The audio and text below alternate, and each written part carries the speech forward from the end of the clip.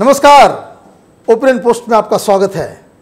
असम में एनआरसी यानी national register of citizens की फाइनल लिस्ट आई है। बताया तो जा रहा है फाइनल है, अब पता नहीं, लेकिन इस लिस्ट में 19 लाख लोगों को विदेशी बताया गया है, बांग्लादेशी घुसपैठी जो है करार दिया गया है। कुल 3,13,27,000 लोगों ने एनआरसी में शामिल होने के लिए आवेदन दिया था। इसमें से 3,11,21,000 को इस लिस्ट में जगह मिल गई है। ये फाइनल लिस्ट है।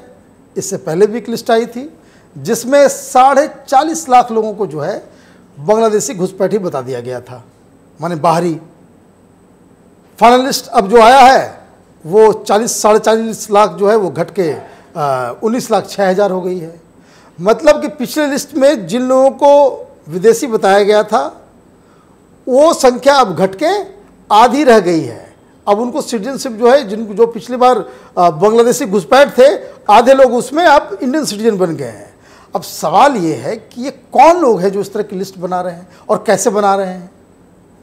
माने इस देश में जो है काहिली और इनकॉम्पिटेंसी की जो है बिल्कुल हद है। लाखों लोगों की ज़िंदगी का सवाल है और ये अधिकारी जो है अपनी जिम्मेदारी का जो है उनको ज़रा सा भी उनको एहसास तक नहीं है। ऐसा लग रहा है ये लिस्ट नहीं आई, बिल्कुल तमाशा बना दिया है इन लोगों ने। और सबसे शर्मनाक बात क्या है कि ये सब कुछ जो है सुप्रीम कोर्ट की निगरानी में हो रहा है और कोर्ट का भी इस गड़बड़ी में कुछ रोल है। वो रोल ये है कि कोर्ट को समझना चाहिए कि जो आप लगातार टाइम लिमिट दे रहे थे तो कम से कम ये तो पता होना चाहिए कि हमारे अधिकारी जो हैं, जो ग्राउंड में काम कर रहे हैं, ये कितने काहिल हैं, इनकी क्या कैलिबर है। इनसे सही ढंग से तो ये काम होता नहीं है।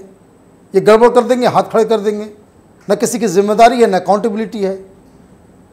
जब लिस्ट आया है तो उसमें एक चुना हुआ एमएलए ही नहीं है और एक वो टीवी पे आकर के वो बाइट्स दे रहा है और एक कारगिल में लड़ने वाला आर्मी ऑफिसर है, उसका भी नाम इसमें गायब है। मैंने मतलब ये कि इस लिस्ट के मुताबिक एक विदेशी से जो है, एक बांग्लादेशी घुसपैठी से हम विधानसभा में कानून बनवा रहे थे और दूसरे के कंधे पे जो है हम कारगिल युद्ध लड़ रहे थे। और मजेदार बात क्या है कि अभी भी ये लोग संतुष्ट नहीं है इससे कि ये लिस्ट फाइनल है। जिस तरह पिछली बार 40 लाख लोगों के नामों का अवैध बताया गया था तब बहुत हंगामा मचा था। तब इन लोगों ने कहा कि नहीं, फिर से जो है आप अपने पहचान पत्र को लेकर आएँ, दस्तावेजों को लेकर के आएँ और यहाँ जमा कराएं और जो है वेरीफाई कराने के लिए कहा गया। अब जब वेरीफाई कराया गया तो आधे नाम कट गए।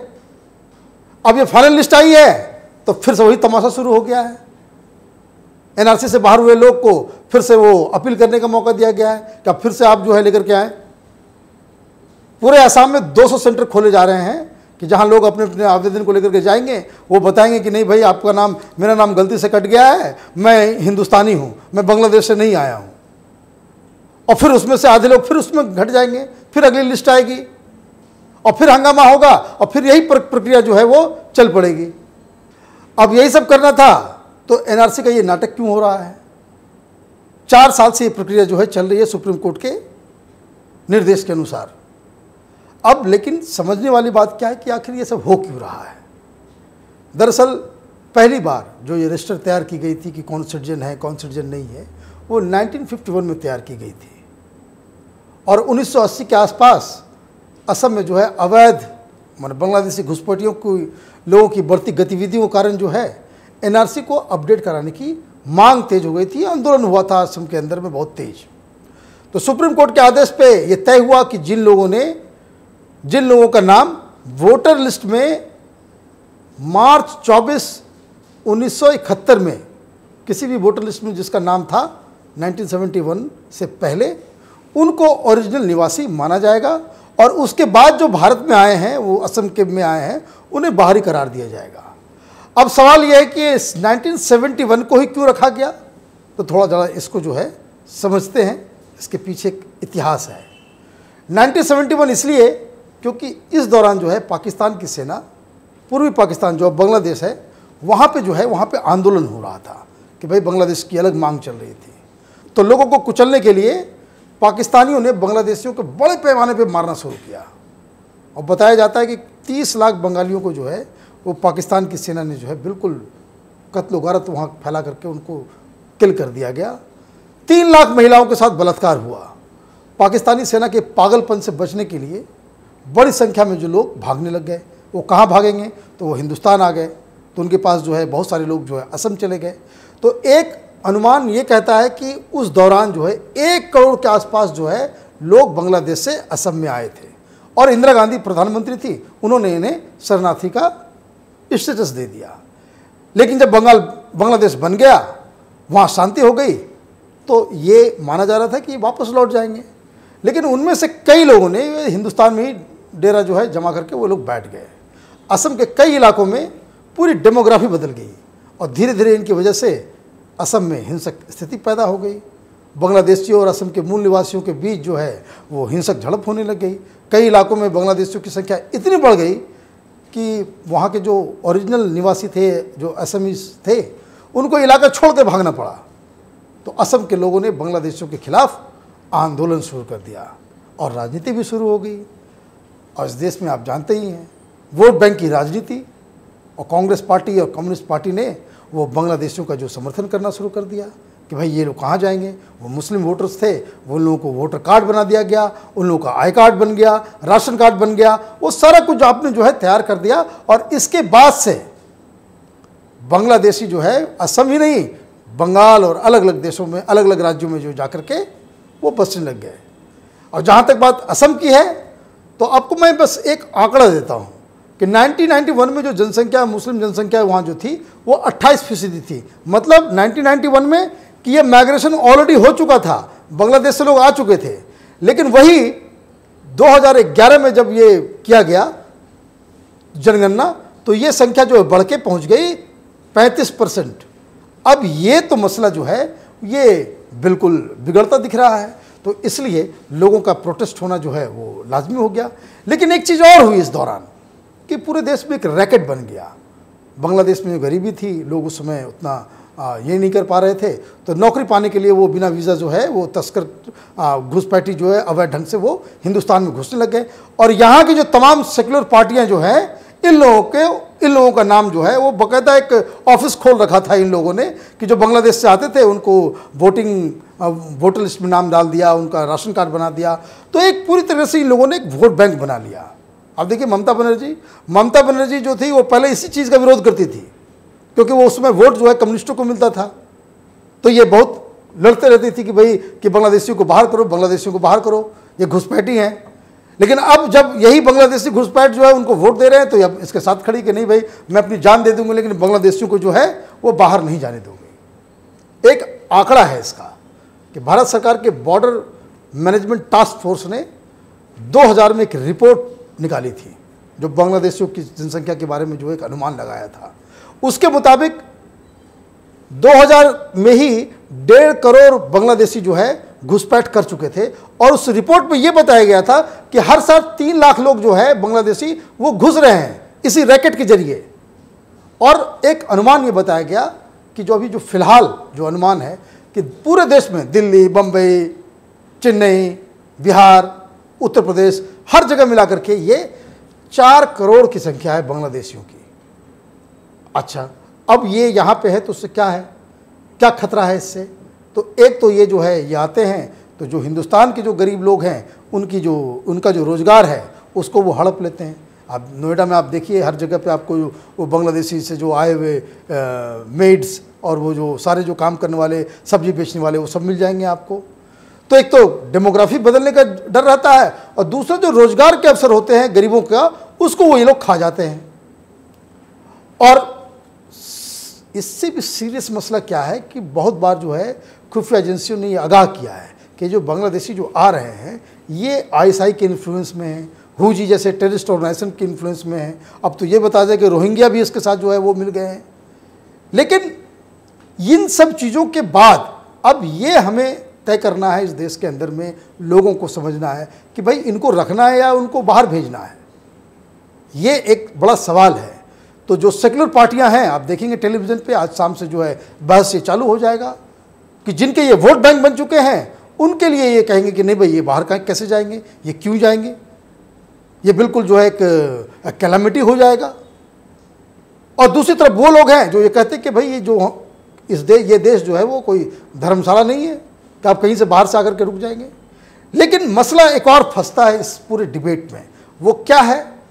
वो ये है कि जैसे जैसे समय बीतता गया तो बांग्लादेश के अंदर में जो कुछ कट्टरवादी ऑर्गेनाइजेशंस जो हैं वहाँ बढ़ते चले गए। अब हुआ ये कि वहाँ पे हिंदुओं का प्रोसिक्यूशन होने लग गया। आप टीवी पे देखते होंगे, अखबारों में देखते हो, नेट पे आपको बहुत जगह मिल जाएगा कि वहाँ पे जो हिंदू पॉपुलेशन है उनके साथ जो है अत्याचार होता है। गांव के गांव ये लोग जला देते हैं। मंदिर वंदिर तो तोड़ ही डाला है इन लोगों ने, गांव के गांव जलाते हैं। उनको नौकरी नहीं मिलती, उनके साथ बहुत सारे प्रॉब्लम्स होते हैं। ज़बरदस्ती लड़कियों को उठा लिया जाता है, रेप होता है, धर्म परिवर्तन का केस होता है। तो पिछले कई सालों से एक ट्रेंड ये भी देखा गया है कि ये जो रैकेट जो बना हुआ है, जो कम्युनिस्टों और कांग्रेस पार्टी ने जो पूरा नेक्सस तैयार किया था कि बांग्लादेश से जो लोगों को जो है इलीगल तरीके से हिंदुस्तान में पार कराने का, उसको यहाँ पर सेटल कराने का, तो उसमें बहुत सारे हिंदूज भी जो है माइग्रेट करके आए हैं इलीगल तरीके से, क्योंकि वहाँ पे उनको जो है उनके साथ जो है बिल्कुल उनका प्रोसिक्यूशन चल रहा था। तो अब ये दो सवाल जो है वो बिल्कुल माने ये एक डिबेट का जो है वो पॉइंट बन गया है कि भाई बांग्लादेशी मुसलमानों को जो आप घुसपैठ बता रहे हैं तो उसको तो आप बाहर कर रहे हैं, लेकिन बहुत सारे हिंदूज भी आए हैं वहाँ से, उनका क्या करना है? वो भी तो 71 के बाद आए हैं। तो सवाल इस पे जो है ये डिबेट चलेगा और आप देखेंगे आने वाले दिनों में इस पे जो डिबेट चलेगा। लेकिन दो फर्क है। एक पहला फर्क ये है कि जो लोग 71 में आए वो लोग किसी प्रोसिक्यूशन नहीं, उनको बाकायदा एक शरणार्थी का एक अंडरस्टैंडिंग के साथ सरकार ने उसको बुलाया था। जो लोग 71 के बाद आए वो इलीगल तरीके से आए, लेकिन जो लोग हिंदूज हैं जो आ रहे हैं वो इलीगल तरीके से तो आ रहे हैं, लेकिन उनके साथ क्या हो रहा है? उनके साथ वो प्रोसिक्यूशन हो रहा है। वहाँ पे उनको जीने नहीं दिया जा रहा है। उनको जो है धर्म परिवर्तन के लिए उनके साथ जो उनके घर के महिलाओं के साथ जो है बलात्कार हो रहे हैं। वहाँ बहुत सारे प्रॉब्लम्स हैं। तो वो कहाँ जाएंगे? और दुनिया में तो कोई दूसरा हिंदू देश है नहीं, तो उनका तो ठिकाना यहीं पे होगा। और इसलिए और उनकी संख्या वैसी भी नहीं है कि जो है बहुत ज़्यादा जो है डेमोग्राफिक जो है चेंजेस आ जाए या बहुत सारा चीज़ ये हो जाए। तो सरकार को ये तय करना है। हमारी राय तो यही है कि जो हिंदूज़ हैं जो आ रहे हैं, क्योंकि उनके पास कोई ठिकाना नहीं है। अब पाकिस्तान में जिस तरह से आप देखिए सिख लड़की के साथ जो है वो जो मसला जो 2 दिन से टेलीविज़न पे चल रहा है, अगर वहाँ से हिंदू हैं, वहाँ के सिख हैं, पाकिस्तान में उनके साथ जो है क्रूरता हो रही है, उनको प्रोसिक्यूट किया जा रहा है, उनको तंग किया जा रहा है, तो वो कहाँ जाएंगे? अगर वो हिंदुस्तान आएंगे तो क्या उनको हिंदुस्तान में जगह नहीं दी जाएगी? आप इलीगल तरीके से जो है बहुत तरह के एलिमेंट आप इस देश के अंदर में आप रोहिंग्या को लेने के लिए ये लोग तैयार हैं जो इसका विरोध कर रहे हैं। ये खास करके ये लेफ्ट लिबरल गैंग और ये जो सेकुलर पार्टी है, ये रोहिंग्या को बसाने के लिए तैयार हैं, क्योंकि वहां बर्मा में जो है उनके साथ प्रोसिक्यूशन हो रहा है। लेकिन बांग्लादेश में हिंदुओं के साथ जो प्रोसिक्यूशन हो रहा है, उनके साथ जो दुर्व्यवहार हो रहा है, उसके लिए ये लोग मना कर रहे हैं। तो ये बेसिकली एक दोगलापन है, बिल्कुल एक हिपोक्रेसी है। बांग्लादेश के मुसलमान अगर हिंदुस्तान में हैं तो वो दूसरी वजह से है, और जो हिंदूज आ रहे हैं बांग्लादेश से उनकी वजह अलग है। इसका फ़र्क को समझना होगा। अभी ये मसला ख़त्म नहीं हुआ है, क्योंकि अभी फिर से वो लिस्ट बनेगी, फिर उसमें बहुत सारे लोग बोलेंगे भाई हम हिंदुस्तानी हैं, फिर से अगला लिस्ट आएगा। तो ये एक प्रक्रिया जो है वो चल रही है, और इसीलिए इस पर राजनीति भी हो रही है। बहुत सारे संगठनों ने इसका जो है पूरे लिस्ट को जो है वो नकार दिया है। कुछ जो आसाम में आंदोलन करने वाले लोग हैं, आसू के लोग, ये लोग जो है सुप्रीम कोर्ट गए हैं और इस पूरे प्रोसेस के ऊपर जो है सवाल उठाया, और सवाल उठाना जो है बिल्कुल लाजमी भी है, क्योंकि जिस पर्पज़ से हमने ये रजिस्टर तैयार किया, ये पूरा जो एक्सरसाइज किया गया, वो पूरा पर्पस ही जो है वो सॉल्व होता दिख नहीं रहा है। आप देखते रहिए ओपिनियन पोस्ट इंटरनेट टीवी। हमारे वीडियोस को लाइक कीजिए, शेयर कीजिए, और हमारे चैनल को सब्सक्राइब कीजिए, और बेल आइकन दबाना नहीं भूलिए, क्योंकि इसके ज़रिए आप तक जो है हमारे वीडियोस सबसे पहले और लगातार पहुंचते रहेंगे। धन्यवाद।